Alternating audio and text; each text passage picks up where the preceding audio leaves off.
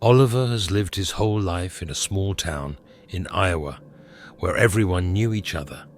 However, after graduating from university, he decided it was time for a change.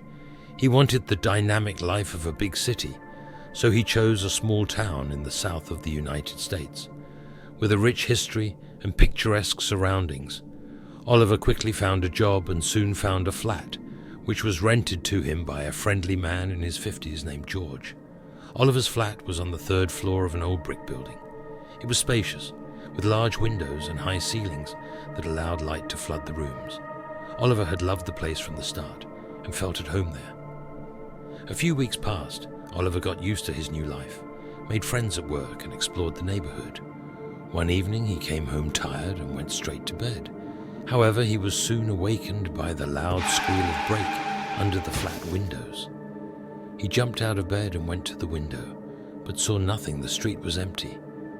He had a strange feeling in his heart, as if something invisible was weighing on him.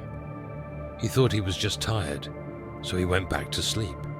Before Oliver could doze off, he heard the sound of the front door opening. Oliver tensed, thinking it was someone sneaking into his flat. He listened and heard that it was George's voice. As you can see, it's quite a large flat. He heard George's voice, apparently addressed to someone else. Alarmed, Oliver quickly threw on his dressing gown and left the bedroom. George and a strange young man were standing in the hallway. He was looking around the flat with interest. Oliver tried to get their attention, but it was as if they didn't notice him. He stepped closer and said, "Hey, George, what are you doing in my house?" George, however, as well as his companion, continued the conversation without paying any attention to him. The feeling of uneasiness increased, and Oliver began to suspect that something was wrong. Meanwhile, George continued to show the flat as if it were empty. There was a bloke who used to live here. He was a nice man, very quiet, he said, as they entered Oliver's bedroom. Oliver was his name. Poor bloke. He was hit by a car a month ago. He was coming home from work late at night and he was crossing the road. I guess he was thinking about something of his own. The words stunned Oliver. He felt a cold lump of fear in his stomach and he felt dizzy.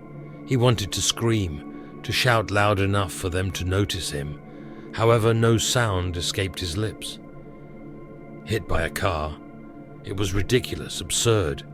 Oliver was here, now, alive, standing right in front of them. In desperation, he rushed to the mirror to make sure it was just a nightmare.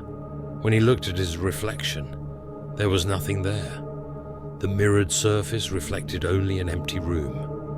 Oliver fell to his knees and thought that he no longer belonged to this world. His consciousness, his thoughts, his emotions were still here, but his body had left this world. All that was left of him was a disembodied shadow, trapped in the flat he had grown to love so much. Now he could not change his fate, could not leave, could not draw attention to himself. He was doomed to be forever in this place, where no one could see or hear him. Since that day, Oliver had often heard the footsteps of new tenants coming into his once favorite flat.